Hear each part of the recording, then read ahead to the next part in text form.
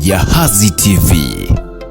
Nadhani sasa ni wakati sahihi wa barabara yetu kutoka Kilimanjaro Moshi kuja Arusha kuwa ya njia 8 na kujengwa na ubia na private sector, ili tuweze kufungua uchumi wa kanda yetu ya kaskazini.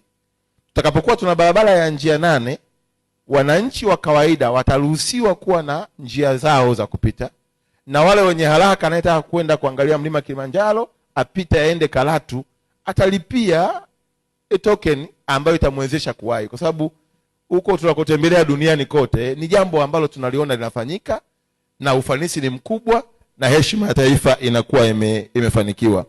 Kwa sababu hiyo sasa tunaomba ndugu zetu wa TANROADS mlitazame, muone namna gani tunaweza kufanya feasibility study, kwa sababu nafahamu kutoka Maji ya Chai pale kwenda mpaka Kilimanjaro airport pale njia panda, feasibility study nafikiri itakuwa kamilika. Sasa tukimaliza kutoka Kilimanjaro airport tukafanya kwenda mpaka Moshi, itakuwa ni jambo rahisi sana. Ni kuhakikishia mheshimiwa mwenyekiti, kanda ya kaskazini ni wajanja na wanajua umuhimu wa muda, hawatashindwa kushirikiana na private sector, ili tukitandika hapa njia 8 tutakuwa tumebadilisha na uchumi wetu utakuwa umeinuka kwa kiwango kikubwa na watalii hawatateseka. Sasa hivi tu tuna magari si chini ya malori 600 yanayopita kutoka Tanga, bado hujaweka watalii. Na mmeona nyinyi wenyewe ndugu viongozi, jiji letu la Arusha Mheshimiwa Rais kaamua kuwa jiji la mikutano. Ukiacha tu utalii katuongezea mikutano. Sasa tunavyoongea ujenzi unaofanyika hapa ni wa ukumbi mkubwa wa kisasa ambao Afrika Mashariki na Kati haupo, na mkandarasi yuko site wenye thamani ya bilioni 400.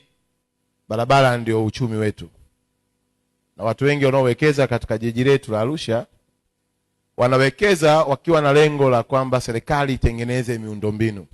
Watu wa TANROADS kwenye vikao ambavyo tumefanya vikiwa chini ya waziri mkuu, lakini pia mheshimiwa mwenyekiti na mkuu wetu wa mkoa tulikuwa naye, na tukakubaliana barabara ziingie katika package ya Afcon. Na sambamba na hilo mheshimiwa mwenyekiti, kwenye vikao tulivyokaa tulikubaliana kwamba mchakato uharakishwe ili barabara zianze kujengwa.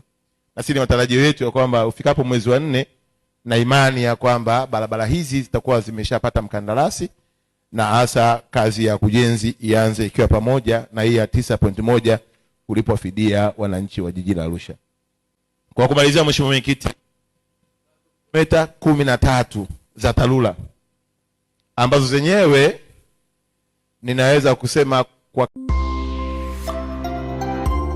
Jahazi TV.